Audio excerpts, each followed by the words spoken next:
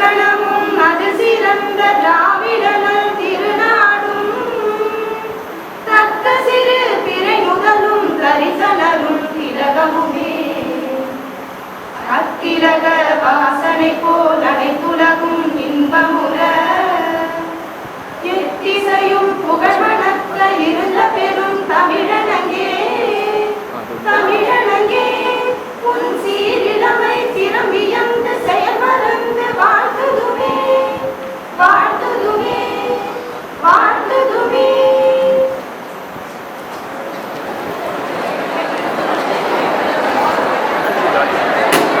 தமிழ்நாடு அரசின் உயர்கல்வித்துறையும் திருவள்ளூர் மாவட்ட ஆட்சியரகமும் இணைந்து தர்மமூர்த்தி ராவ் பகதூர் கலவல கண்ணன் செட்டி இந்து கல்லூரியில் நடத்தும் தமிழ் மரபு மற்றும் பண்பாட்டு பரப்புரை மாபெரும் தமிழ் கனவு.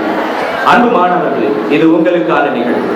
மனதில் உறுதி வேண்டும், வாக்கினில் இனிமை வேண்டும், நினைவு நல்லது வேண்டும், நெருங்கின பொருள் கைகூட வேண்டும், கனவு மெய்ப்பட வேண்டும், கைவசமாவது விரைவில் வேண்டும். அன்பு மாணவர்களே, இதோ இந்த மாபெரும் தமிழ் கனவினால் உங்களுடைய கனவு நினைவேறும் என்பதில் எல்லளவும் எங்களுக்கு மிக்க அதில் மகிழ்ச்சி நாங்கள் அடைகின்றோம். அன்பு மாணவர்களே, நிகழ்வில் தொடர்ந்து சிறப்பு விருந்தினர்களுக்கு சிறப்பு செய்வதற்கு முன்பாக மாபெரும் தமிழ் கனவு என்கின்ற இதோ காணொலி உங்களுக்காக.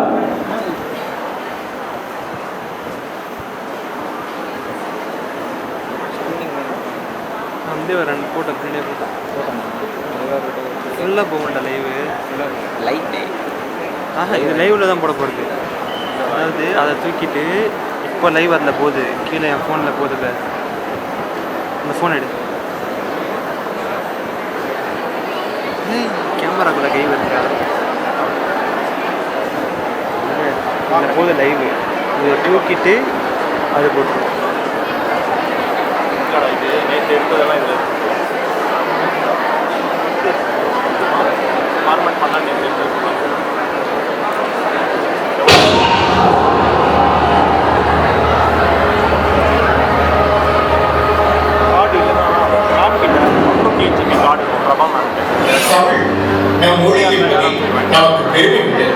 தமிழின் வரலாறு, பண்பாடு, மரபு, பாரம்பரியம் ஆகியவற்றை மண்ணின் மைந்தர்களாகிய நாம் மறக்கலாமா?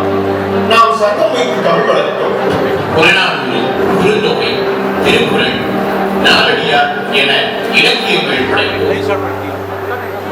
2000 ஆண்டுகளுக்கு முன்னரே கிரேக்கம், ரோமாபுரி, சீனம், சாவகம் என அலைக்கடல் நடுவில் பலகலம் செலுத்தி நாடுகள் பல சென்று திரவியம் சேர்த்த பெருமைக்குரியோ நமது முன்னோர்.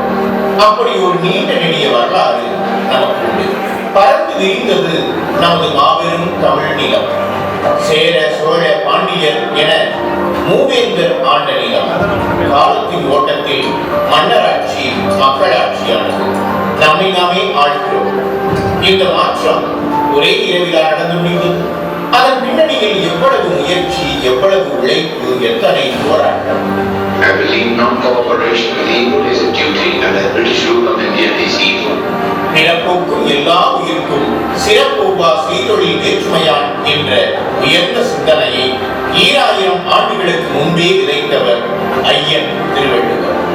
யாதும் ஊரே யாவரும் கேளீர் சொன்னவர் தமிழர்.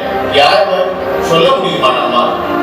கீழடி, கொற்கை, சிவகலை, ஆதிச்சநல்லூர் இவை நம் முன்னோர் கட்டமைத்த நாகரிகத்தின் உச்சம். வரலாறு, பண்பாடு, கலை, இலக்கியம், அறிவியல், ஆன்மீகம், பொருளாதாரம், சமுதாயம் என நமது சாதனைகள் ஒவ்வொன்றின் பின்னணியிலும் ஒரு தியாக வரலாறு இருக்கிறது. பாட புத்தகத்தின் பக்கங்களில் இவை எல்லாவற்றையும் பொதித்து வைத்து போதித்து விட முடியுமா? கல்வி என்பது பாடசாலையுடன் முடித்து விடுவதில்லை, அது அங்கிருந்துதான் தொடங்குகிறது. பாடத்திட்டத்திற்கு அப்பால் உள்ள இவற்றை எல்லாம் பேச ஒரு மேடை தேவைப்படுகிறது. அந்த மேடை இந்த மேடை. நமது தமிழ் மாணவர்களை சாதனை மாணவர்களாக விரும்பும் நமது அரசின் மற்றும் ஒரு முயற்சி இந்த வரலாறு, பண்பாடு, மரபு, பாரம்பரியம் ஆகியவற்றை அறிந்து கொள்வதால் என்ன பயன் கிடைத்துவிட போகிறது? எப்பொருள் யார் யார் வாய் கேட்பினும் அப்பொருள் மெய்ப்பொருள் காண்பதறிவு என்றார் ஐயன் வள்ளுவர். எதையும் ஏன் என்று கேட்க சொன்னார் கிரேக்க மேதை சாக்ரடீஸ். உன் அறிவு பெரிது, அதை சிந்தி என்றார் பகுத்தறிவு தந்தை பெரியார். கேளுங்கள், தேடுங்கள், அறிவை பெருக்குங்கள், அவை உங்களை ஆளுமையாகும். இந்த வாய்ப்பு எத்தனை பேருக்கு கிடைக்கும்? இங்கே அமர்ந்திருக்கும் உங்களுக்குத்தான் அந்த வாய்ப்பு. இன்று உங்களை சந்திக்கும் மகத்தான மனிதர்கள் தங்கள் உள்ளத்தின் ஆழத்திலிருந்து ஊற்றெடுக்கும் முறையால் உங்களை நிறைப்பார்கள். நேற்றை பற்றிய வரலாறு, இன்றைய யதார்த்தமும், நாளையை பற்றிய கனவும் கைகோக்கும் நிகழ்வையும், நாளைய உலகுக்கு அவசியமானவற்றை இன்றே உங்களுக்கு வழங்கும் மேடை. கனவு காணுங்கள் என்றார் அப்துல் கலாம். உறக்கத்திலே வருவதல்ல கனவு, உன்னை என்னை உறங்க விடாமல் செல்வதால் கனவு. நம் எல்லோருக்கும் கனவுகள். அந்த கனவுகளை சமூக நீதி. எது சமூக நீதி? நீயும் நானும் ஒன்று, இருவரிடையே ஏற்றத்தாழ்வு இல்லை, இருவரும் சரிசமம். எனக்கு கிடைப்பது உனக்கும் கிடைக்கும், நம் இருவருக்கும் சம வாய்ப்பு உண்டு என்னும் நிலையே சமூக நீதி. மொழியையும் பண்பாட்டையும் பேணி சமூக நீதிக்கான வேட்கையுடன் சமூக நலன் சார்ந்து செயல்பட்டு பொருளாதார மேம்பாடு காணும் ஒரு சமூகமே உன்னதமான சமூகமாகும். அப்படி ஒரு சமூக உருவாக்கமே தமிழர்களின் மாபெரும் கனவு. அந்த மாபெரும் தமிழ் கனவை உருவாக்க நீங்கள் எவற்றையெல்லாம் அறிந்து கொள்ள வேண்டுமோ அவற்றையெல்லாம் அள்ளித்தரும் நிகழ்ச்சி. சாமானியருக்கும் சாதனையாளருக்கும் சிறிய வேறுபாடு உண்டு. வாய்ப்புகளை தவற விடுபவர் சாமானியர், வாய்ப்புகள் வரும்போது பயன்படுத்துபவர் சாதனையாளர். இந்த நிகழ்ச்சி உங்களை சாதனையை நோக்கி நகர்த்தும் ஒரு முயற்சி. அடுத்த 2 மணி நேரம் உங்கள் வாழ்வில் முக்கியமானது. உங்கள் செவிகளை கூர்த்திட்டுக் கொள்ளுங்கள், உற்சாகமாய் கேளுங்கள்.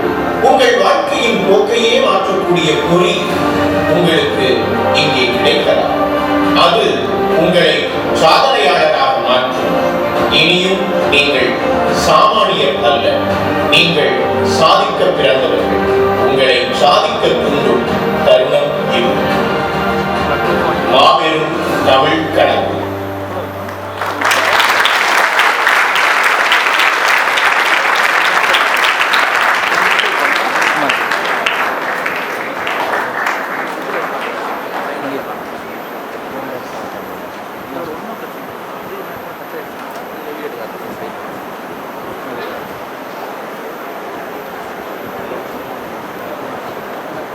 ஒரு முறை கண்டால் கனவு, இருமுறை கண்டால் ஆசை, பலமுறை கண்டால் லட்சியம் என்கின்றார் அப்துல் கலாம் ஐயா அவர்கள்.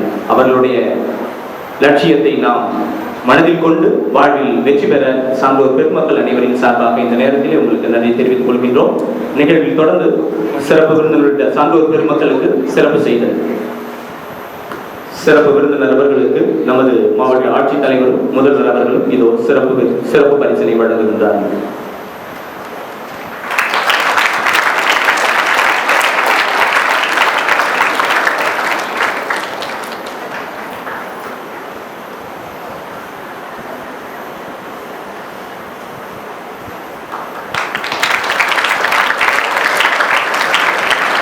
நமது சிறப்பு விருந்தினர் பத்மஸ்ரீ முனைவர் நாட்டகி நடராஜன் அம்மா அவர்களுக்கு சிறப்பு தெரிவிக்கின்ற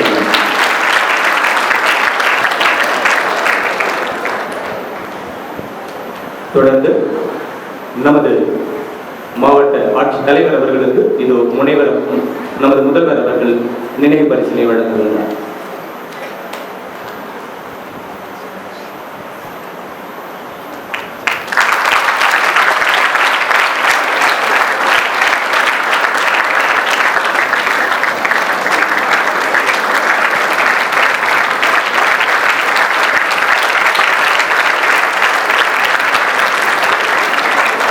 தொடர்ந்து மாபெரும் தமிழ் கனவு திருவள்ளூர் மாவட்ட ஒருங்கிணைப்பாளர் முனைவர் மாசா தில்லைநாயகி அம்மா அவர்களுக்கு சிறப்பு பரிசு முதல்வர் வழங்குகின்றார்.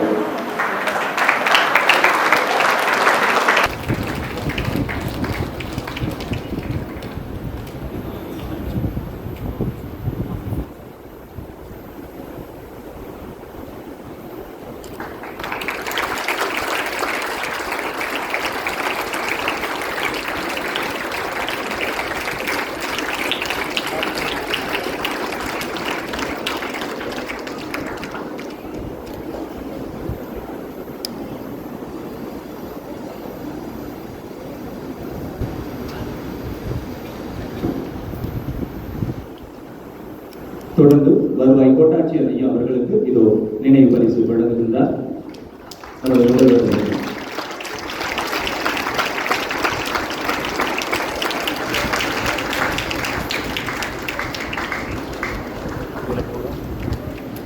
வீடியோ ஆன் பண்ணுறோம்.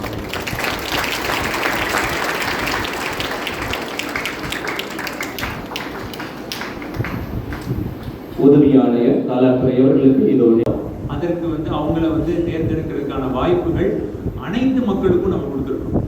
அதற்கு பேர் தான் ஜனநாயகம், அதற்கு பேர் தான் மக்களாட்சி. இந்த மக்களாட்சி எப்போ வந்துச்சு அப்படின்னா, நம்ம சொல்லுவோம் 1950 தான் எலெக்ஷன் கமிஷன் ஃபார்ம் பண்ணாங்க. எலெக்ஷன் கமிஷனுக்கு அப்புறம் தான் 18 இயர்ஸ்க்கு மேலே இருக்க எல்லாத்துக்கும் ஓட்டு கொடுக்கலாம். முதல்ல 21 வயசு, அப்புறம் 18 வயசு அப்படின்னு பிரித்து கொண்டு போனோம் அப்படின்னு சொல்லுவோம். நம்முடைய சோழர் காலத்தில் சோழர் காலத்திலேயே இந்த மக்களாட்சி முறை அமல்ல இருந்திருக்கு.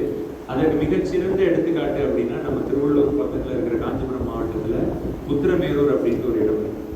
அந்த உத்திரமேரூர்ல ஒரு பெருமாள் கோவில் இருக்கு. அந்த கோவில்ல இருக்கிற கல்வெட்டுல எப்படி ஒரு ஊர்ல இருக்கிற தலைவர்களை தேர்ந்தெடுக்கணும், குட ஓலை முறை அப்படின்னு சொல்லுவோம். ஸோ அந்த குட ஓலை முறையில எப்படி தேர்ந்தெடுக்கணும், ஒரு தேர்ந்தெடுக்கப்பட்ட நபர்களுக்கான என்னென்ன விஷயங்கள் இருக்கு, தேர்ந்தெடுக்கப்பட்ட நபர்கள் மக்களை எப்படி ஆள போறாங்க, அவங்கள மக்களுக்கு பிடிக்கலன்னா அவங்கள பதவியில இருந்து எப்படி நீக்கிறது, யார் யாரு என்னென்ன பொசிஷனுக்கு வரணும், என்னென்ன பதவிகள்ல என்னென்ன பணிகள் இருக்கு, என்னென்ன பொறுப்புகள் இருக்கு, இந்த மாதிரி பல்வேறு விஷயங்களை நம்முடைய உத்திரமேரூர் கல்வெட்டுகள்ல நம்ம சொல்லியிருக்கோம். நம்ம அந்த உத்திரமேரூர் கல்வெட்டு தான் உலக அளவுல இந்த ஜனநாயகத்துக்கு மக்களாட்சிக்கான ஒரு முன்னோடி. அதை கொடுத்தது நம்ம தமிழர், அதை கொடுத்தது நம்ம தமிழ் பண்பாடு, தமிழ் நாகரிகம் அப்படிங்கிறது நம்ம எல்லாத்துக்குமே மிக மிக ஒரு பெருமையான ஒரு விஷயம். அதே மாதிரி நம்முடைய தொன்மை நம்ம ரொம்ப நாள் பழசா இருந்து, நம்ம நாகரிகம்லாம் பழசு, நம்ம நாகரிகம்லாம் 5000 வருடம் 10,000 வருடம் எல்லாம் சொல்லுவோம். பட் அதுக்கு என்ன ப்ரூஃப் அப்படின்னு பல வருஷமா நம்மளுக்கு எல்லாரும் கேட்டுட்டே இருப்பாங்க. நீங்க எல்லாம் எங்க போனாலும் நாங்க எங்க மொழி தான் பழமையான மொழி, எங்க மொழி தான் இருந்தது அப்படின்னு நம்ம சொல்லுவோம். அதே மாதிரி ஹிஸ்டரி புக் எல்லாரும் படிக்க ஆரம்பிச்சோன்னா எடுத்த உடனே சிந்து சமவெளி நாகரிகம் அப்படிதானே படிக்க ஆரம்பிப்போம். இண்டஸ் வேலி சிவிலைசேஷன் அப்படிதானே படிப்போம். எனி ஹிஸ்டரி புக் நீங்கள் இல்லை, நான் இல்லை, யாரா இருந்தாலும். ஆனா படிக்கிறது சிந்து சமவெளி நாகரிகம். ஆனா ஏன் தமிழர் பண்பாடு, தமிழர் நாகரிகம் தான் பழசுன்னு சொல்றீங்க? அப்படிங்கிறதுக்காக நம்ம தமிழ்நாடு அரசு ரிசர்ச் பண்ணி, நம்ம தமிழ்நாட்டில் கீழடி அப்படின்ட்டு ஒரு பகுதி இருக்கு, மதுரை பக்கத்துல, சிவகங்கை மாவட்டம். பட் மதுரையில இருந்தா ரொம்ப பக்கம், மதுரையோட பார்டர்ல இருக்கும். அந்த நம்முடைய சிறப்பு விருந்தினர் கூட மதுரை மாவட்டத்துல இருந்து தான் வந்திருக்கிறாங்க. அந்த அந்த கீழடி அப்படிங்கிற பகுதிகளில் உள்ள கலைநயம், அந்த பொருட்களை அகழாய்வு செஞ்சு, அந்த அகழாய்வை நம்ம இங்க ரிசர்ச் பண்ணி இதெல்லாம் ரொம்ப பழமையானது அப்படின்னு சொன்னது மட்டும் இல்லாம, நம்ம கலிபோர்னியால இருக்க யூனிவர்சிட்டி கணிச்சு அங்க கார்பன் டேட்டிங் அப்படிங்கிற ஒரு முறை இருக்கு. ஸோ அந்த கார்பன் டேட்டிங்கிற முறையில பண்ணாதான் அந்த பொருள் எவ்வளவு வருடம் பழமையான அப்படிங்கறது தெரிஞ்சுக்க முடியும் அப்படிங்கிறதுக்காக அதை நம்ம அனுப்பிச்சோம். அந்த கலிபோர்னியால இருந்து 1 வருடம் கழித்து ஒரு ரிசல்ட் வந்துச்சு. இந்தியாவோட வரலாறு தமிழர் நாகரிகத்திலிருந்து தொடங்குது, தமிழ் பண்பாடுல இருந்தா தொடங்குது அப்படின்னு அந்த ரிசர்ச் சொன்னாங்க. இது மிக மிக ஒரு பெருமையான ஒரு இந்தியாவோட நாகரிகத்தை, இந்தியாவோட வரலாறை நீங்க தெற்குல இருந்து தான் எழுதணும், சிந்து சமவெளியில இருந்து எழுதக்கூடாது. சிந்து சமவெளி தெற்கு நாகரிகத்துக்கு அடுத்து ஒரு பரப்பு, அடுத்து ஒரு விஷயம் அப்படிங்கிறத நம்ம உலகத்துக்கு பறைசாற்றுறதுக்காக தான் நம்ம இந்த கீழடி அப்படிங்கிறது ஒரு மாவட்டத்தோட பெருமை இல்லை, ஒரு மாநிலத்தோட பெருமை இல்லை, ஒரு நாட்டோட பெருமை இல்லை. இந்த உலகத்துக்கு நம்ம இந்திய நாடு எவ்வளவு பழமையான ஒரு நாடு, இந்தியாவோட பண்பாடு எவ்வளவு ஒரு பழமையான பண்பாடு அப்படிங்கிற சொல்றதுக்கான ஒரு விஷயம். இது மாதிரி பல்வேறு கீழடி எடுத்தது மட்டும் இல்லை, அடுத்த பொருணை ஆதிச்சநல்லூர் எடுத்திருக்கிறோம், சிவகளை எடுத்திருக்கிறோம். அப்புறம் இப்பயும் ஒரு 10 இடங்கள்ல புதுசா நம்மளுடைய பண்பாடு, நம்மளுடைய அகழாய்வு தொடர்ந்துட்டே இருக்கிறோம். அந்த அகழாய்வு ஒவ்வொரு அகழாய்வுலையும் பல புதுமையான விஷயங்கள் நமக்கு கிடைச்சிட்டே இருக்கு. இங்க இருக்கிற அனைவருக்கும் என்னோட வேண்டுகோள், கீழடியில ஒரு அருங்காட்சியகம், மிக சிறப்பான உலகத்தரமிக்க ஒரு அருங்காட்சியகத்தை நம்ம தமிழ்நாடு அரசு அமைச்சிருக்கிறாங்க. அது அனைவரும் தயவு செஞ்சு ஒரு நாள் அனைத்து மாணவர்களும் ஒரே ஒரு தடவை போய் பார்த்துக்கணும். ஒரு தடவை உள்ள போனீங்கன்னா மினிமம் 3 hours உங்களால் வெளில வர முடியும். ஒவ்வொரு விஷயங்களையும் நீங்க பாக்குறப்ப அந்த எப்படி இப்படி வாழ்ந்துருக்கிறாங்க, எப்படி இந்த விஷயங்கள்லாம் நம்ம ஊர்ல முன்னாடியே தெரிஞ்சிருக்குது அப்படிங்கிறத நீங்க இந்த ஹிஸ்டரி உங்களை நீங்களே ரீவிசிட் பண்ணலாம். நம்ம எவ்வளவு ஒரு பெருமையான இடத்துல வாழ்ந்துட்டு இருக்கோம் அப்படிங்கிறத சொல்றதுக்காக இந்த விஷயம் ஏன் இந்த தமிழ் ஏன் உங்க எல்லாத்துக்கும் இதை தெரியணும், ஏன் இந்த விஷயம் உங்க எல்லாத்துக்கும் புலப்படணும் அப்படின்னா, நீங்க அடுத்த தலைமுறைக்கு இதை நீங்க கடத்தணும். நீங்க தான் அடுத்த இந்தியாவோட தூண். இந்தியாவுக்கான எதிர்காலத்தை நிர்ணயிக்க போறது நீங்க அனைவரும் தான். உங்கள்கிட்ட இந்த விஷயத்தை விதைத்தா அது ஒரு மரமா ஒரு விருட்சமாகி அது ஒரு வேரூன்றி இந்த தமிழர் நாகரிகம் என்னைக்குமே ஒரு குறையாத ஒரு இடத்தை அடையணுங்கிற ஒரு மேன்மையான நோக்கத்தோட இந்த திட்டத்தை கொண்டு வந்திருக்கிறோம். அடுத்து நம்முடைய சிறப்பு விருந்தினர் பேச போறாங்க. அவங்களோட ஹிஸ்டரி நிறைய உங்களுக்கு சொல்லுவாங்க. அவங்க வாழ்க்கையில அவங்க எப்படி முன்னேறினாங்க, எப்படி அவங்க இவ்வளோ ஒரு உயரிய நிலையை அடைஞ்சாங்க, எப்படி இந்தியாவோட 4வது பெரிய விருது பத்மஸ்ரீயை வாங்கினாங்க. இந்த மாதிரி பல்வேறு விஷயங்கள் உங்களுக்கு சொல்லுவாங்க.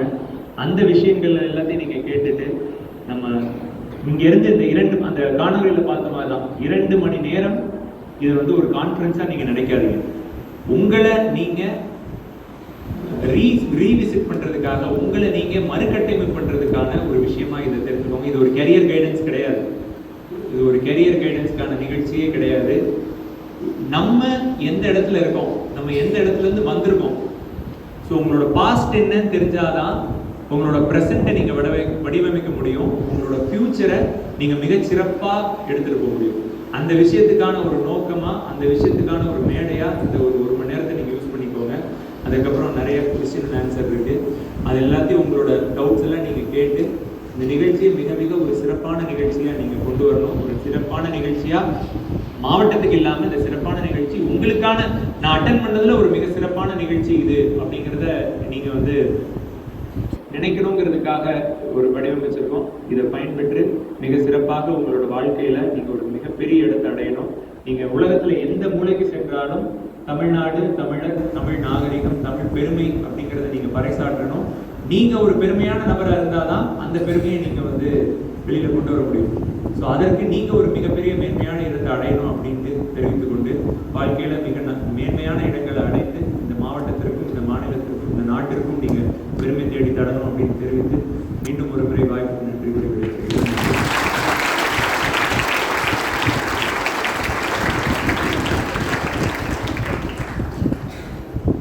தமிழரின் அகழ்வாராய்ச்சி தென்பகுதியில் இருந்து தொடங்க வேண்டும் என்கின்ற மிகச்சிறந்த கருத்தினை பதிவு செய்த நமது மாவட்ட ஆட்சித் தலைவர் அவர்களுக்கு இந்த நேரத்தில் நாம் அனைவரின் சார்பாக நன்றியை தெரிவித்துக் கொள்கின்றோம்.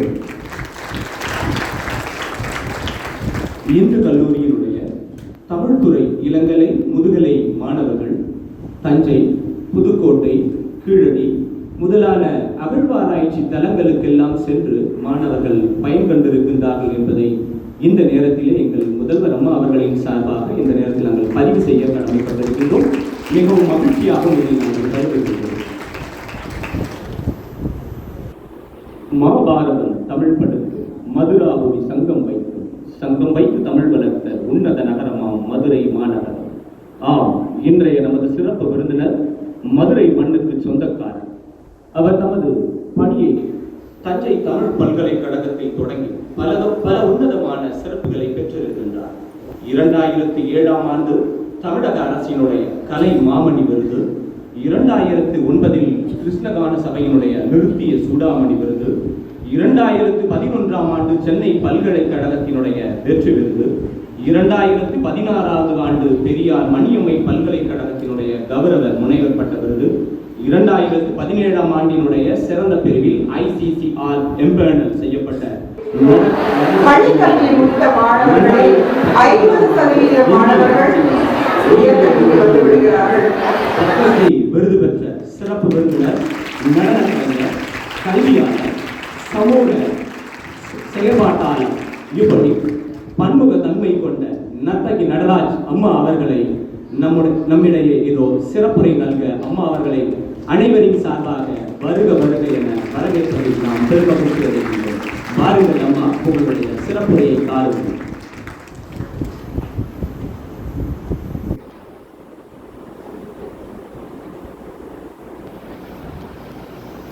செந்தமிழை உயிரை நருந்தேனே, செயலினை மூச்சினை உணக்களித்தேனே, நைந்தா எனில் நைந்து போகும் என் வாழ்வு, நன்னிலை உனக்கெனில் எனக்கும் தானே. முந்தைய நாளினில் அறிவமில்லாது மொய்த்தனன் மனிதனாம் புதுக்குடல் மீது செந்தாமரை காடு பூத்தது போல செழித்த என் தமிழே மொழியே வாழி வாழி என வருகை தந்திருக்கும் அத்துணை அன்பு மாணவ செல்வங்களையும் பெருந்தகைகளையும் ஒரு சேர வணங்கி வாழ்த்தி வரவேற்று மகிழ்கின்றேன். உங்களது அன்பு சகோதரியாக, தோழியாக.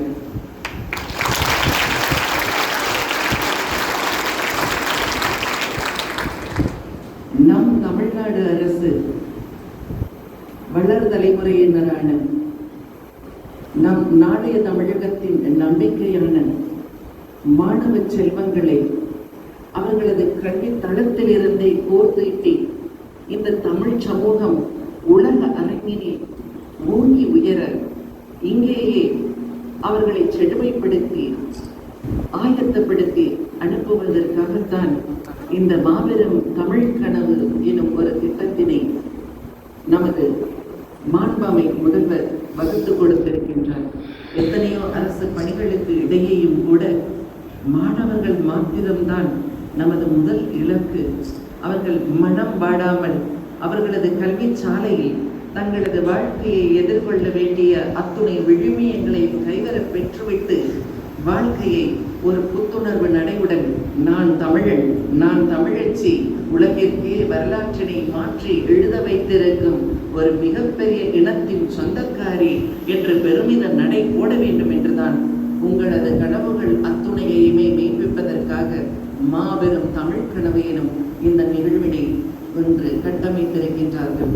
அதிலும் இன்று எத்தனையோ மாபெரும் தமிழ் கனவு நிகழ்வுகளில் நான் கடந்த 4-5 ஆண்டுகளாக மாணவர்களை எனது தனிப்பட்ட விருப்பத்தின் காரணமாக நான் சந்தித்து வருகின்றேன். ஏனென்றால் எனது உலகளாவிய ரசிகர்களை எனது நடனத்தின் வாயிலாக நான் சந்தித்து வந்தாலும் கூட எனது நடனத்தை பார்க்க வேண்டும் என்றால் குறைந்த அளவு 5000ஆவது கட்டணம் செலுத்தித்தான் நீங்கள் அந்த அரங்கிற்குள் நுழைய முடியும்.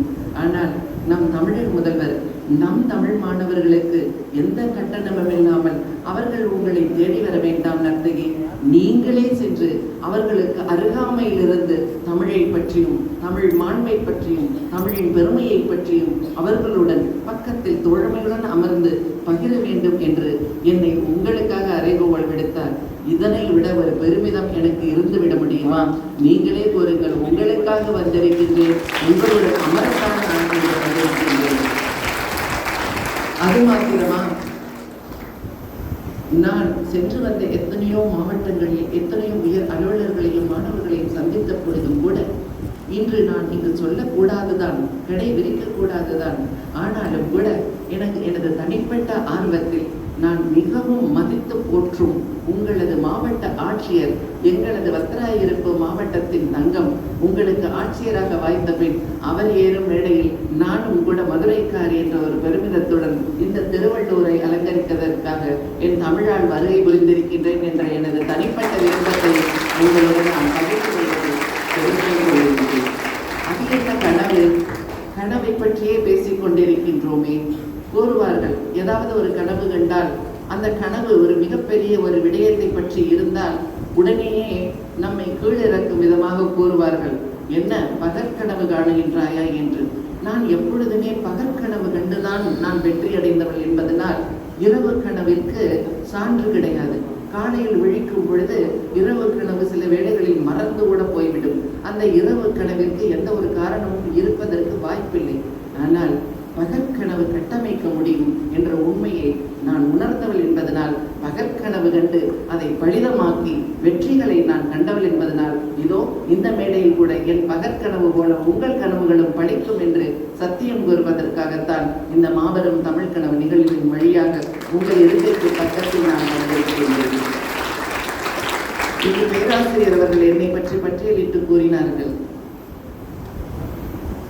நம் பாரத தேசத்தின் மிக உயரிய விருது பத்மஸ்ரீ என்றும் நம் தமிழகத்தின் மாண்பமை விருதாகிய கலைமாமணி என்றும் ஒவ்வொரு பட்டியலாக விவரித்தார்கள். இந்த ஒவ்வொரு பட்டியல் விருதுகளும் எனக்கு கிடைத்த பொழுது எல்லாம் நான் விட்டறிந்த அந்த கனவு பந்து மீண்டும் எனது கைக்கு வந்தது. பகல் கனவு பந்து, ஒரு பந்தல்ல, இரு பந்தல்ல, ஒரு கனவல்ல, இரு கனவல்ல, எண்ணற்ற கனவுகள். என்னவெல்லாம் நான் ஆக வேண்டும் என்று நினைத்தேனோ அவற்றை எல்லாம் மிக அழகான ஒரு கனவு பந்தாக நான் திரட்டி எனது வெற்றி வெளி வானத்தில் நான் எறிந்து விடுவேன். நிச்சயமாக ஒவ்வொரு முறையும் அந்த பந்து என்னை திருப்பி வந்து என் கைகளில் சேர்ந்த பொழுதெல்லாம் நான் என்னவெல்லாம் கனவு கண்டேனோ அந்த கனவின் வெற்றியை முழுவதுமாக நிரப்பித்தான் என் கரங்களில் வந்து அந்த கனவு பந்து நின்றது. ஏனென்றால் இந்த சமூகம் என்னை ஒரு பந்தாக நினைத்துத்தானே வீசி வீசி வேகமாக எரிந்தது.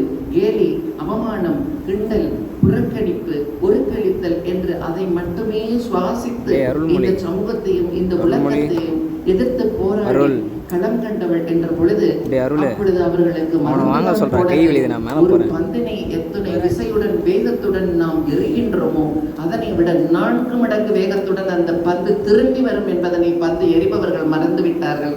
அதனால் தான் ஒரு முறை நீங்கள் அவமானப்படுத்தி எறிந்த பொழுது 4 முறை வெற்றியுடன் நான் வேறு கொண்டு மீண்டும் பந்தை உங்கள் கரங்களுக்கே வீசினேன்.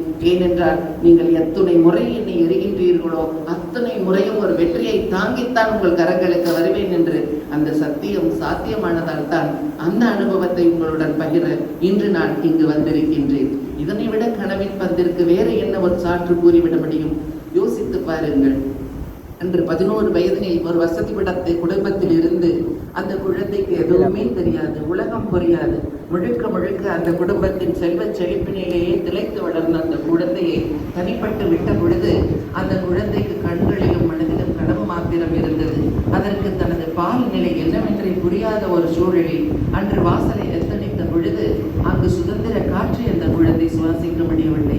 இயல்பான ஒரு குழந்தைக்கான ஒரு வழிமுறைகளை, வாழ்க்கை முறைகளை அந்த குழந்தை அனுபவிப்பதற்கான வாய்ப்புகளை இந்த சமூகமும் குடும்பமோ நண்பர்களோ சூழலோ அமைத்து தரவில்லை. ஆனால் அந்த குழந்தை தன்னை ஒரு மிக பெருமிதம் கொண்ட ஒரு மகாராணியாக, தமிழ் நங்கையாக தன்னை வரித்துக் கொண்டுதான் அந்த குழந்தை வாசலுக்கு வந்தது.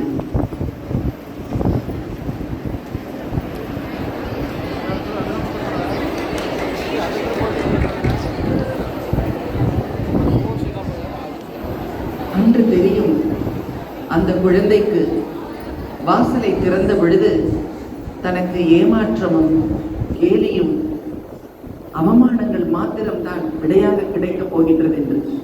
ஆனாலும் அந்த குழந்தை அதனை பற்றி கவலைப்படவில்லை. அதன் எதிரே இருந்த வெற்றி எனும் அந்த இலக்கு மாத்திரம்தான் அந்த குழந்தையின் கண்களில் இருந்தது. கொஞ்சம் யோசித்து பாருங்கள். இந்த சமூகம் இப்படி ஒரு திருநங்கை சகோதரியை, ஒரு அல்லது திருநங்கை தன்மையுடைய ஒரு குழந்தையை 80-90களில் எப்படியெல்லாம் சிந்தித்திருக்கும் என்பதனை, இன்று உலகமயமாக்கல் என்ற ஒரு விடயத்தை நீங்கள் எப்படியெல்லாம் லாபகமாக கையாண்டு வருகின்றீர்கள், அதன் பயனை உள்ளங்கையில் அனுபவித்து வருகின்றீர்கள். 80-90களின் காலகட்டமே வேறாக இருந்ததனால் அன்று ஒரு பெண் கூட தன் உணர்வை ஒரு வெளியில் சொல்லிவிட முடியாது, ஒரு ஆண் தன் கனவை கூட கொஞ்சம் சத்தமாக கண்டுவிட முடியாத ஒரு சூழலில் இருந்த சூழலில் ஒரு திருநங்கை, ஒரு திருநங்கை அல்ல 2 திருநங்கைகள், இன்று திருநங்கை நர்த்தகி நடுறார், பத்மஸ்ரீ, கலைமாமணி, மதிப்புடும் முனைவர், மாநில திட்டக்குழு உறுப்பினர் என்ற எனது உயர் பதவிகளை எல்லாம் அடுக்கிக் கொண்டிருந்தாலும் அதன் நாணயத்தின் முன்பக்கம் போன்று அந்த ஒரு பக்கம் மாத்திரம்தான் நான் இந்த திருநங்கையை உயர்த்துவதற்காக தன் வாழ்வை, தனது எண்ணங்களை எல்லாம் தியாகம் செய்து இங்கு என்னுடன் வந்து அமர்ந்திருக்கும் திருநங்கை சக்தி பாஸ்கரின் தோழிதான் அந்த பின்புலத்திற்கு மிகுந்த காரணம்.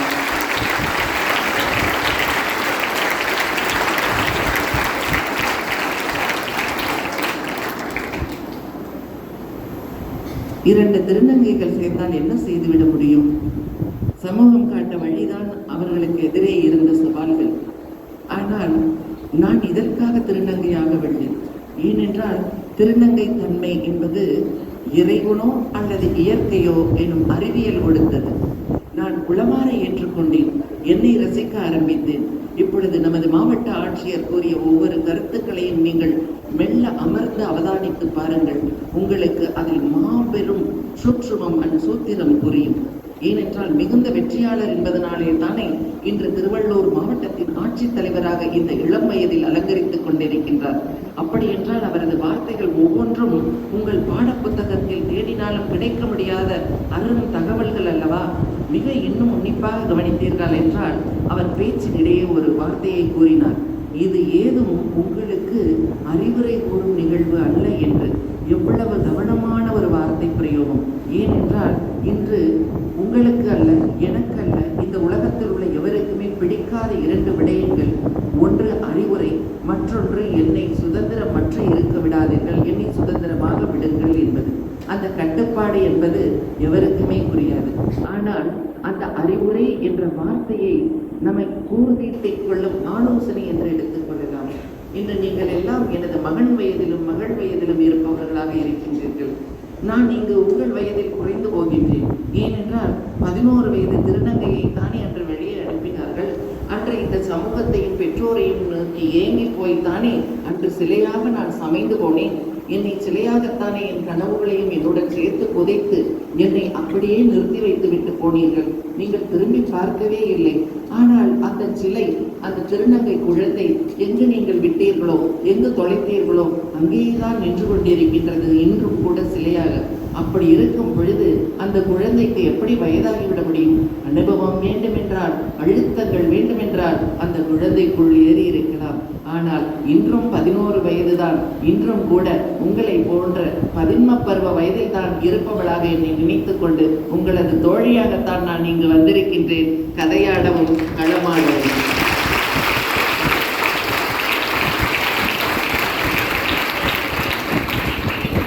எனக்கு தெரியும், என் வாசலை திறந்தால் நான் சுதந்திர காற்றை சுவாசிக்க முடியாது என்று. ஆனால் என் மனதிலே எனக்குள் இருந்த பெண் தன்மையை நான் மிக உயர்வாக போற்றினேன். ஆகா, ஒரு உடம்புக்குள் இத்துணை வித்தியாசங்களா? இது எவருக்கு வாய்த்துவிட முடியும்? எனக்கு வாய்த்திருக்கின்றதே. உலகின் மிக உயரிய தத்துவம் தாய்மை.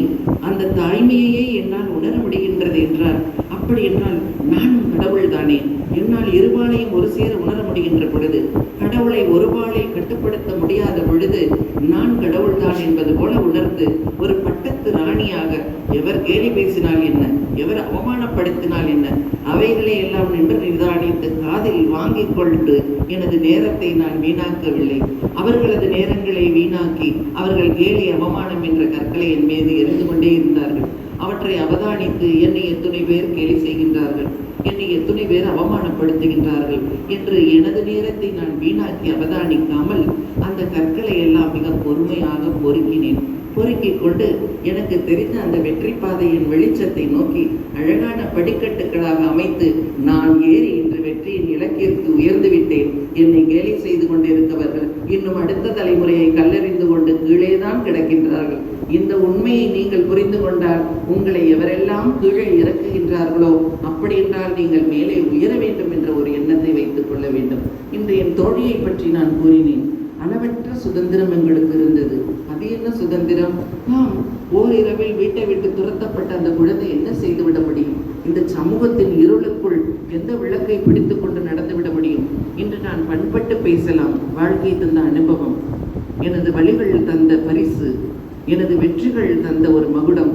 இன்று எனது பண்பையும் எனது உயர்வையும் உங்களுடன் நான் பகிர்ந்து கொள்ள முடியும். ஆனால் அன்று அந்த குழந்தைக்கு எதுவுமே தெரியாது. அதன் கண்ணே இருந்தது, எதிரே இருந்தது, எது வேண்டுமானாலும் நீ செய்து கொள்ளலாம் என்ற வாய்ப்பு. அப்பொழுதுதான் எனக்கு கடிவாளமிட்டால் எனது அன்பு தோழி, இந்த சுதந்திரம் என்பது நீ மீண்டும் மீண்டும் மீண்டும் மீண்டும் ஒரு அசுர வேகத்தில் உழைக்க வேண்டும். ஏனென்றால் நான் விரும்பியவற்றை அது இறைவனோ இயற்கையோ கொடுத்து விட்டது. திருநங்கை தன்மை. நான் மகிழ்ந்து கூத்தாடுகின்றேன். எனக்கு ஒரு தொழில் வேண்டும் வாழ்தல் நிமித்தத்திற்காக. அது என்ன தொழிலாக இருந்துவிட முடியும்? எனது பெண்மையையும் உயர்த்தி பிடிக்க வேண்டும். அதற்குள் என் புலனாகிய அந்த 5 கருவிகளையும் நான் இணைக்க வேண்டும். நான் ஒரு வர்ண ஜாலத்தை இந்த உலகில் புரிய வேண்டும். நான் எப்பொழுதுமே கனவு கண்டு கொண்டிருப்பவளாக இருக்க வேண்டும். அதுவும் பகற்கனவாக இருக்க வேண்டும். அந்த பகற்கனவில் நான் என்னை எப்படி வேண்டுமென்றாலும் நினைத்து கொள்ள முடியும்.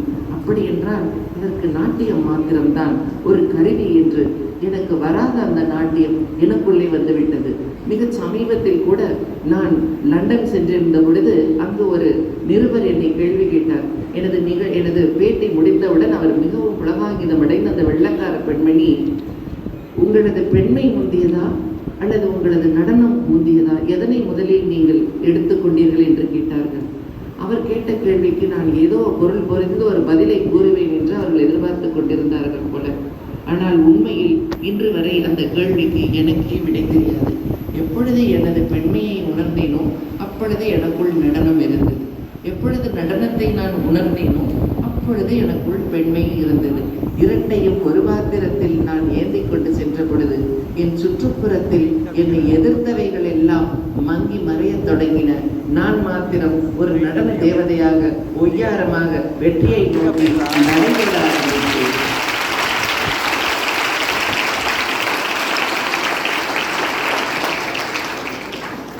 இன்று உங்களுக்கு பள்ளியில், கல்லூரியில், வாழ்க்கையில் எத்தனையோ சலுகைகள், அது அரசாகட்டும் அல்லது தனியார் நிறுவனங்களாகட்டும் அல்லது நீங்கள் கல்வி கற்று வரும் இந்த கல்வி நிறுவனம் கூட ஆகட்டும், எத்தனையோ சலுகைகளை உங்களுக்கு வழங்கி இருக்கின்றது. எப்படியாவது படித்து விட வேண்டும், எப்படியாவது வாழ்க்கையின் உன்னதத்தை நீங்கள் அடைந்து விட வேண்டும் என்று. அன்று எங்களுக்கு எந்த சலுகைகளும் கிடையாது. இருந்த ஒரே ஒரு சலுகை பரிதாபம். அதாவது இந்த பரிதாபத்தை சொல்லி நான் வாழ்ந்து விட முடியும். நான் ஒரு திருநங்கை, அதனால் என்னை ஏற்றுக்கொள்ளுங்கள். நான் ஒரு திருநங்கை, அதனால் எனக்கு வாய்ப்பை கொடுங்கள். நான் ஒரு திருநங்கை, அதனால் எனக்கு வழிவிடுங்கள் என்ற வார்த்தை எனக்கு வேர்வாக கசந்தது. நான் உணர்ந்து கொண்டேன், திருநங்கை என்பது என் ஆன்மாவிற்கான ஒரு அடையாளமாகத்தான் பார்த்தேன். அதனால் தான் உங்களில் எத்தனை பேருக்கு தெரிந்திருக்குமோ அல்லது தெரியாதோ தெரியாது, இன்று உலகிலேயே, அதுவும் இந்தியாவிலேயே, அதிலும் தமிழ்நாட்டில் மாத்திரம்தான் ஒரு மாபெரும் இனத்தை நமது தாய் தமிழ் மொழியால் மிக அழகான அடையாளம் உண்டு, திருநங்கைகள் என்று கூறிக்கொண்டிருக்கின்றோம். இது எந்த மாநிலத்திலும் கிடையாது என்பது உங்களுக்கு தெரியுமா? எந்த மாநிலங்கள் கூட இல்லை, உலகின் எந்த இடங்களில் கூட கிடையாது. அந்த திருநங்கை என்ற பெயரை உருவாக்கியவள் என்ற ஒரு பெருமிதம், ஒரு இனத்திற்கே பெயர் சூட்டியவள் என்ற பெருமிதம் எனக்கு எப்பொழுதுமே உண்டு.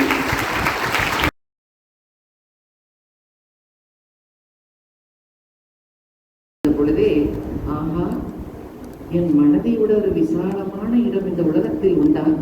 இங்கிருந்து நான் நினைத்த மாத்திரத்திலேயே நிலவிற்கு போவேன், இங்கிருந்து நினைத்த மாத்திரத்திலேயே சூரியனின் குதிரைகளில் சவாரி செய்வேன் என்று என் மனத்தின் விசாலத்தை நான் இடமாக ஆக்கிக் கொள்கின்றேன் என்று தனக்கான கோவிலை தன் மனதிற்குள்ளேயே கட்ட ஆரம்பித்தார். அழகான வாசற்படி, மிக உயர்ந்த விதானம், 9 அடுக்கு கோபுரம், அதன் கருவறைகள், அதன் சுற்றுப்பிரகாரங்கள், குடிமரங்கள், ஆடல் மண்டபங்கள் என்று அவரது எண்ணம் விரிந்து கொண்டே சென்றது. அவர் கோவிலுக்கு அடவே இல்லை. ஒரு இடத்தில் அவரையே கூட சோர்ந்து விட்டார். சரி, மிக பெரிய திருக்கோயிலை நான் கட்டிவிட்டேன், இதன் கும்பாபிஷேக தேதியை நாம் வெகு விரைவில் இந்த குடமுழுக்கை நாம் நிறைவேற்றி விட வேண்டும், இறைவனுக்கு சொல்ல வேண்டும் என்று அந்த நினைப்பையும் மனதிற்குள்ளேயே வைத்துக் கொண்டு அவர் அந்த கும்பாபிஷேக தேதியையும் குறித்து விட்டார். அதே காலகட்டத்தில் இந்த பறந்து விரைந்த இந்த பல்லவ மண்டபத்தை ஆண்ட மன்னன் அவனும் ஒரு அழகான திருக்கோவிலை, காஞ்சிபுரத்தில் நிஜமான திருக்கோவிலை பல்லவ மன்னன் கட்டியிருந்தான். அவனும் அந்த திருக்கோயிலுக்கு ஒரு குடமுழுக்கு நாளை ஒதுக்கி இருந்தான். அந்த குடமுழுக்கு நாளை ஒதுக்கி இருந்து இறைவனை வேண்டி, இறைவா, நான் இந்த நாளில் இந்த நேரத்தில் நான் குடமுழுக்கு செய்ய விரும்புகின்றேன், இறைவனால் வந்து எழுந்தருளி இந்த திருக்கோயிலை அலங்கரிக்க வேண்டும் என்று வேண்டிய பொழுது இறைவனார் சிரித்து கொண்டு அந்த அரசனின் கனவில் போய் சொன்னாராம், உனது தேதியை கொஞ்சம் மாற்றி வைத்துக் கொள்ளப்பா, அந்த தேதியில் அந்த நேரத்தில் நான் வர முடியாது. இறைவா, ஏன் இப்படி கூறுகின்றீர்கள்? ஆம், எனக்கு அதற்கு முன்பாகவே ஒரு பக்தன் மிகப்பெரிய திருக்கோவிலை கட்டி நான் வர வேண்டும் என்று காத்து கொண்டிருக்கின்றான். அவனது நாள் அதே நாளாக இருப்பதனால் அவனுக்கு நான் அங்கு சம்மதம் தெரிவித்து விட்டேன். உனது திருக்கோயிலுக்கு நான் வர முடியாது என்று இறைவன் கூறிவிட்டார். எனது ராஜ்யத்தில், எனது அரசாங்கத்தில் நான் கட்டிய விட பெரிய கோவிலா? ஆம், அந்த கோவிலின் அகலம் நீளம் கணக்கிலிட முடியாதது, அந்த கோவிலின் சிறப்பு எண்ணிவிட முடியாதது, அந்த கோவிலின் பெருமை கற்பனை செய்ய முடியாதது. அந்த கோவிலை கட்டியவர் கணக்கிலே அடக்க முடியாதவர். எனது பரிபாலனத்தில் அப்படி ஒரு கோவிலா? நான் பார்க்க வேண்டுமே என்று இந்த திருநின்ற ஊருக்கு அந்த அரசன் தனது பரிவாரங்களுடன் வந்தானாம். அங்கு ஒரு ஏழை சன்னியாசி உட்கார்ந்து கொண்டிருந்தாராம். இந்த ஊரிலேயே பெரும் கோவில் என்று கூறினார்களே, அதற்கு நாளை குடமுழுக்கு நிகழ இருக்கின்றதாம் என்று கேட்டாராம். ஆம், என் கோவில் தான். அது எங்கே இருக்கின்றது? ஏதோ இங்கே இருக்கின்றது என்று கூறினாராம். அந்த மன்னன் கரைந்து கண்ணீர் விட்டானாம். இந்த மனதில் கட்டிய ஒரு கோவிலுக்காக இறைவனே இறங்கி வரும் பொழுது உங்களது கனவுகளுக்காக அந்த இறைவன் இறங்கி வர மாட்டானா? அதனால்தான் இந்த கதையை உங்களுக்கு கூறினேன். எண்ணம் போதும், செயல் போதும், ஒழுக்கம் போதும். நீங்கள் நிச்சயமாக வெற்றியடைவீர்கள். இந்த திருநெல்வேலியையும் இந்த திருநெல்வேலியின் பெருமையையும் நினைத்து நீங்கள் கல்வி கற்கும் இந்த நிறுவனத்தின் பெருமையினை, ஏனென்றால் இந்த காலங்கள் வெகு விரைவில் இன்னும் சில மாதங்களில் முடித்துவிட்டு வாழ்க்கையை எத்தனிக்க இருக்கின்றீர்கள். இந்த கல்லூரியில் கண்ட கனவு படிக்கின்றதோ இல்லையோ, ஆனால் உங்களுக்கு புது புது கனவினை சொல்லிக் கொடுப்பதற்கு உங்களது வாழ்க்கை வாசல் காத்து கொண்டிருக்கின்றது. இங்கேயே நீங்கள் மாபெரும் தமிழ் கடவு நிகழ்வு வாயிலாக செழுமைப்பட்டு விட்டீர்கள் என்றால் இந்த வாசலை விட்டு நீங்கள் வாழ்க்கையை தொடங்கும் பொழுது ஒரு வெற்றிகரமான ஒரு பொழுதாக உங்கள் வாழ்க்கையின் உயர்வை அடைவீர்கள் என்று நல்வாய்ப்பிற்கு நன்றி கூறி விளைகின்றேன். நன்றி, வணக்கம். இனத்திற்கே பெயர் சூட்டியவர்கள்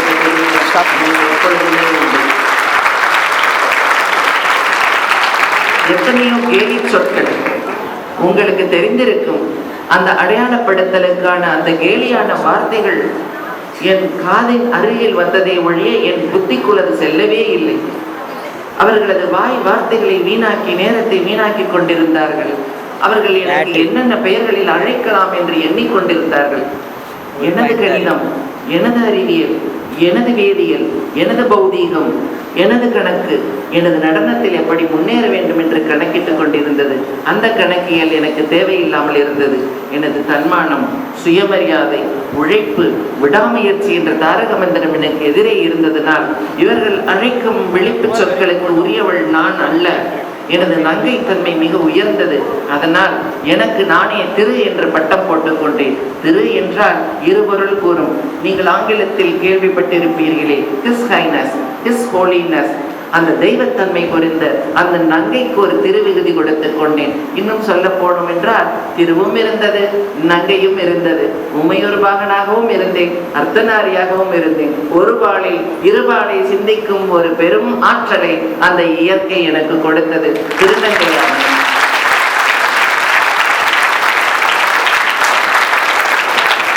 அதுவும் எதற்காக போட்டுக்கொண்டேன்? எனது 11 வயதினில் இன்னும் கூட கூறுவார்கள், அப்படியே வெண்ணையால் செய்த சிலை போல இருப்பாய். மேடையில் வந்து நீ நின்று விட்டாலே உன்னை பார்த்து கொண்டிருப்பதிலே பாதி நேரம் போய்விடும். அதன் பிறகுதான் உனது நடனத்தை அவதானிப்போம் என்று கூறுவார்கள். ஒருபுறம் எனக்கு பெருமையாக இருந்தாலும் எங்கேயோ நான் இவர்களை ஏமாற்றுகின்றேனோ என்று எனக்கு பொறித்தட்டியது. அப்பொழுதெல்லாம் எனக்கு எந்த அடைமொழியும் போட்டிருக்க மாட்டார்கள்.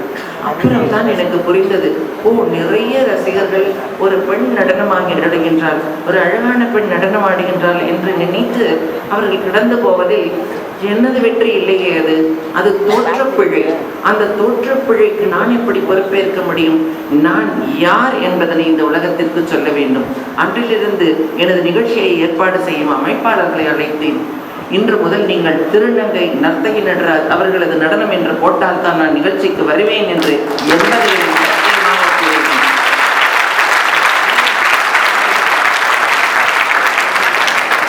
அது அவ்வளவு எளிதாக இருக்கவில்லை.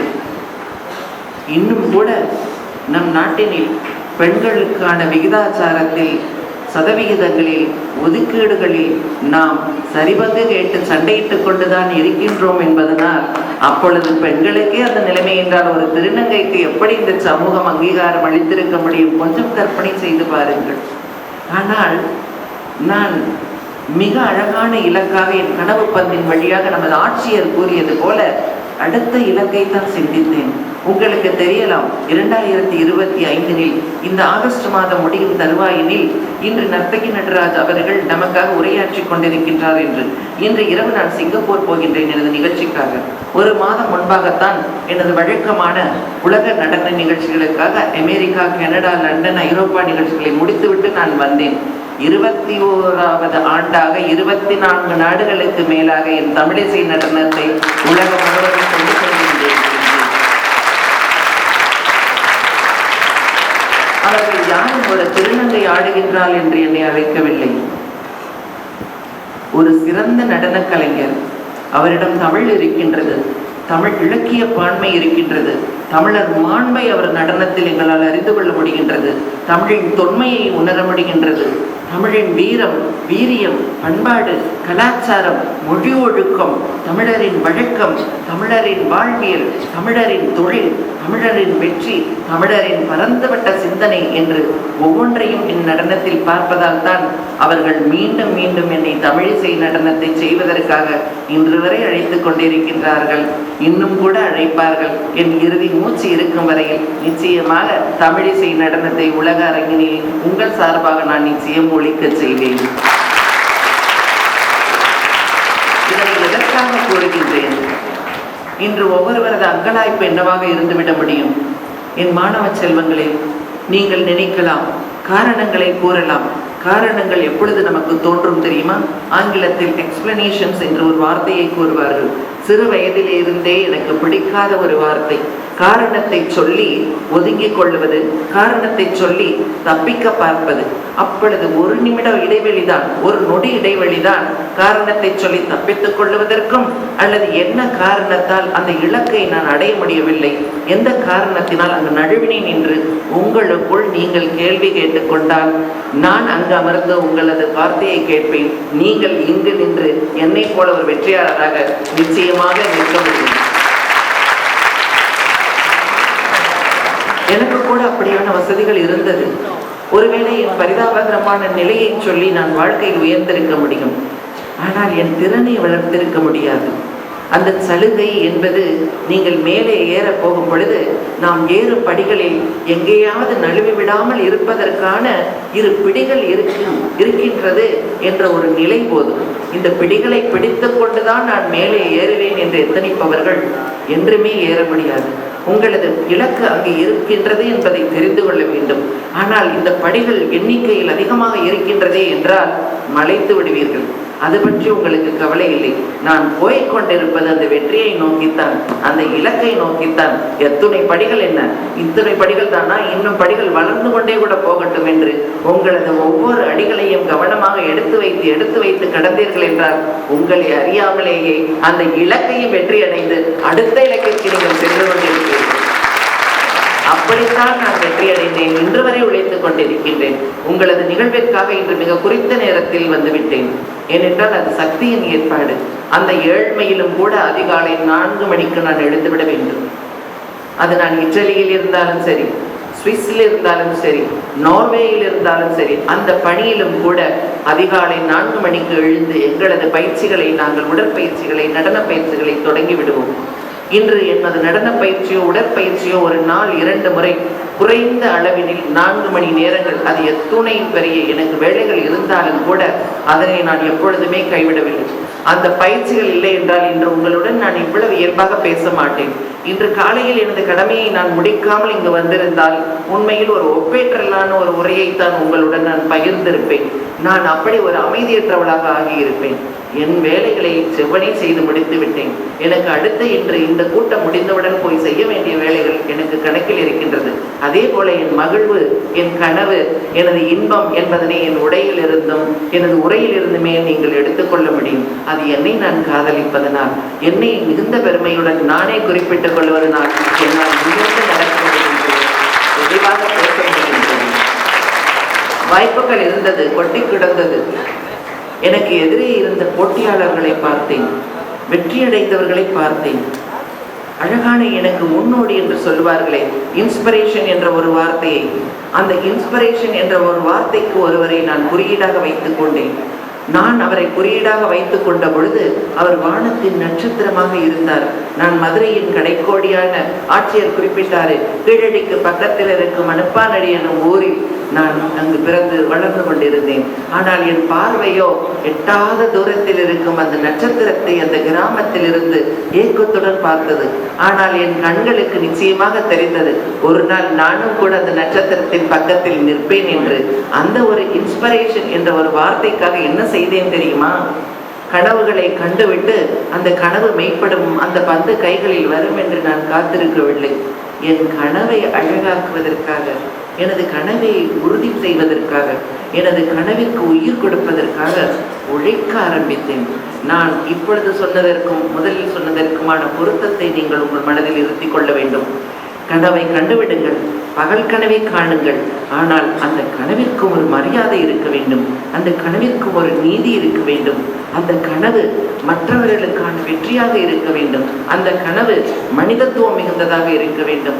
சக மனிதர்களை, சக உயிர்களை, சக தோழமைகளை மதிக்கும் தன்மையுடனான கனவாக இருக்க வேண்டும். அப்படி என்றால் தான் அந்த கனவு பந்து மீண்டும் திரும்பி உங்களது கைகளுக்கு வரும். முழுவதுமாக நீங்கள் நினைத்த வெற்றிகளை எல்லாம் அது சுமந்து கொண்டு வரும். அப்படித்தான் அந்த இலக்கில் இருந்த நட்சத்திரங்களை நினைத்து உழைக்க ஆரம்பித்தேன்.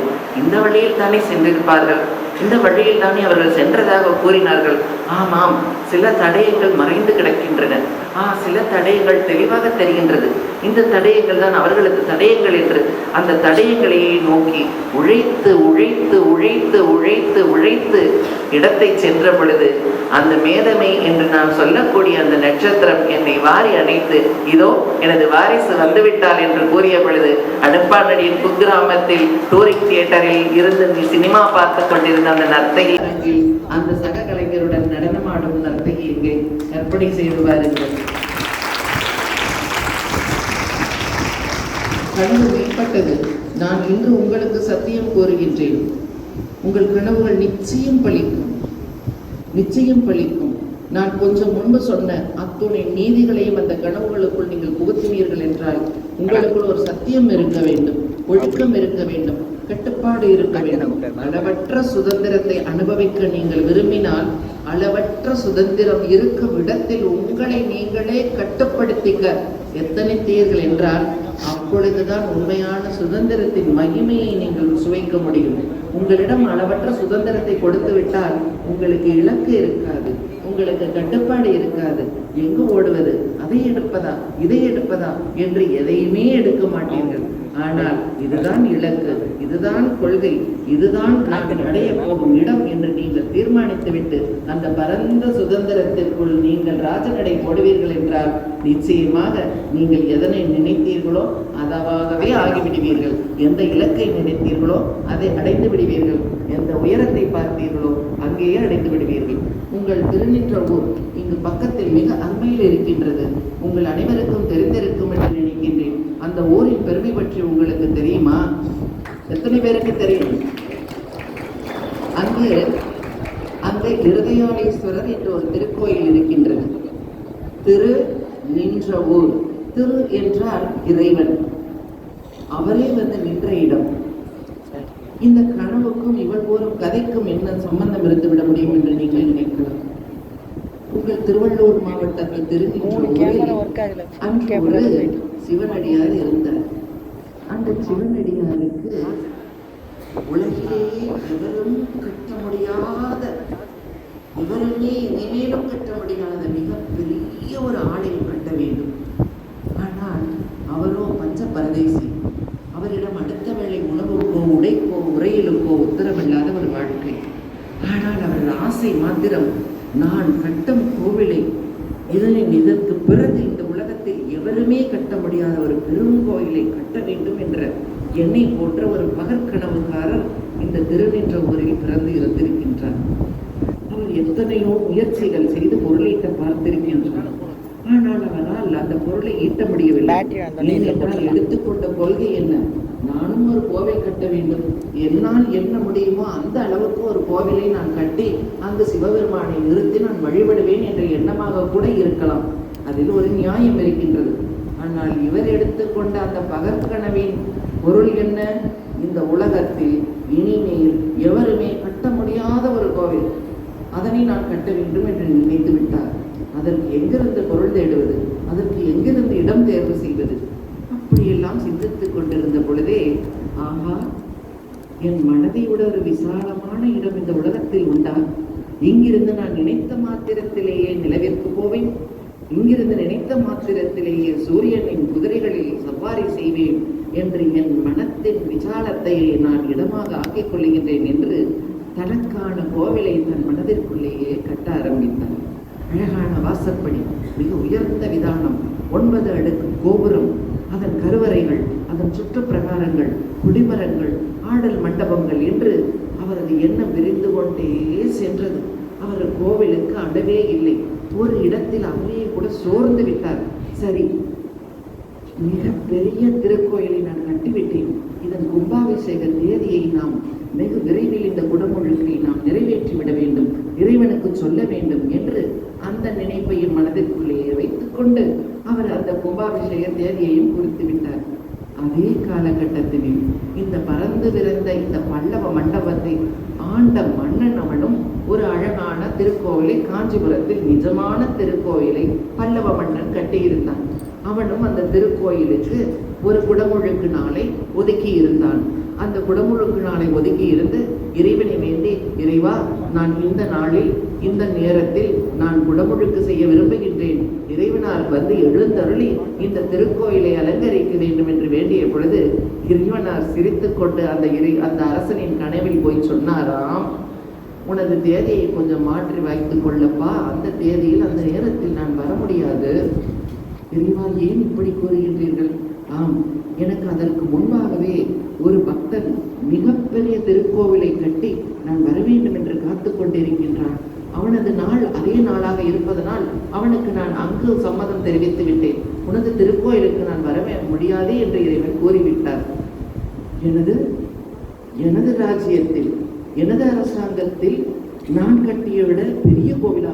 ஆம், அந்த கோவிலின் அகலம் நீளம் கணக்கிலிட முடியாதது, அந்த கோவிலின் சிறப்பு எண்ணிவிட முடியாதது, அந்த கோவிலின் பெருமை கற்பனை செய்ய முடியாதது, அந்த கோவிலை கட்டியவர் கணக்கிலே அடக்க முடியாதவர். எனது பரிபாலனத்தில் அப்படி ஒரு கோவிலா? நான் பார்க்க வேண்டுமே என்று இந்த திருநின்ற ஊருக்கு அந்த அரசன் தனது பரிவாரங்களுடன் வந்தானாம். அங்கு ஒரு ஏழை சன்னியாசி உட்கார்ந்து கொண்டிருந்தாராம். இந்த ஊரிலேயே பெரும் கோவில் என்று கூறினார்களே, அதற்கு நாளை குடமுழுக்கு நிகழ இருக்கின்றதாமே என்று கேட்டாராம். ஆம், என் கோவில் தான், அது எங்கே இருக்கின்றது? ஏதோ இங்கே இருக்கின்றது என்று கூறினாராம். அந்த மன்னன் கரைந்து கண்ணீர் விட்டானாம். இந்த மனதில் கட்டிய ஒரு கோவிலுக்காக இறைவனே இறங்கி வரும் பொழுது உங்களது கனவுகளுக்காக அந்த இறைவன் இறங்கி வர மாட்டானா? அதனால்தான் இந்த கதையை உங்களுக்கு கூறினேன். எண்ணம் போதும், செயல் போதும், ஒழுக்கம் போதும், நீங்கள் நிச்சயமான வெற்றியடைவீர்கள். இந்த திருநீரோடையும் இந்த திருவட்டூரின் பெருமையையும் நினைத்து நீங்கள் கல்வி கற்கும் இந்த நிறுவனத்தின் பெருமையினை, ஏனென்றால் இந்த காலங்கள் வெகு விரைவில் இன்னும் சில மாதங்களில் முடித்துவிட்டு வாழ்க்கையை எத்தனிக்க இருக்கின்றீர்கள். இந்த கல்லூரியில் கண்ட கனவு படிக்கின்றதோ இல்லையோ, ஆனால் உங்களுக்கு புது புது கனவினை சொல்லிக் கொடுப்பதற்கு உங்களது வாழ்க்கை வாசல் காத்து கொண்டிருக்கின்றது. இங்கேயே நீங்கள் மாபெரும் தமிழ் கனவு நிகழ்வு வாயிலாக செழுமைப்பட்டு விட்டீர்கள் என்றால் இந்த வாசலை விட்டு நீங்கள் வாழ்க்கையை தொடங்கும் பொழுது ஒரு வெற்றிகரமான ஒரு பொழுதாக உங்கள் வாழ்க்கையின் உயர்வை அடைவீர்கள் என்று நல்வாய்ப்பிற்கு நன்றி கூறி விளைகின்றேன். நன்றி, வணக்கம்.